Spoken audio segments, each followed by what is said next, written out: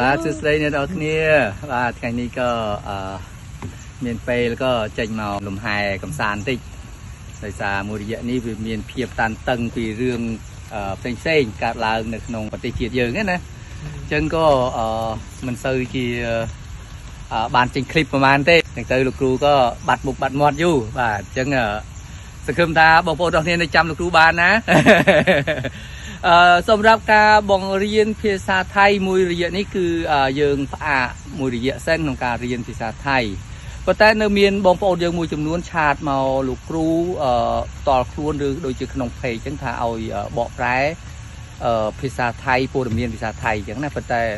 លោកគ្រូក៏នៅមិនទាន់ធ្វើនៅឡើយទេដោយសារ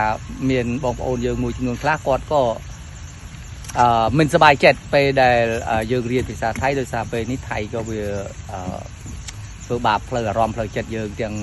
សពបែបយ៉ាងយើងដឹងហើយហ្នឹងគឺលោកគ្រូអត់ចង់និយាយច្រើនរឿងហ្នឹងណាប៉ុន្តែលោកគ្រូនឹងមានមេរៀន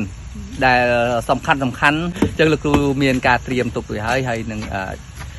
ចែកជូនបងប្អូនពុកម៉ែបងប្អូនយើងនឹងឲ្យបានតាមដានដែលអ្នកដែលតាមដានក្នុង page ហ្នឹងក៏បានទទួលផលប្រយោជន៍តទៅទៀតអញ្ចឹងយើងមិនត្រឹមតែវីដេអូកំសាន្តលេងធម្មតាទេតែវាមានសារៈប្រយោជន៍ដែលជាពាក់ព័ន្ធទៅនឹងរឿងផ្សេងៗក្នុងជីវិតរបស់យើង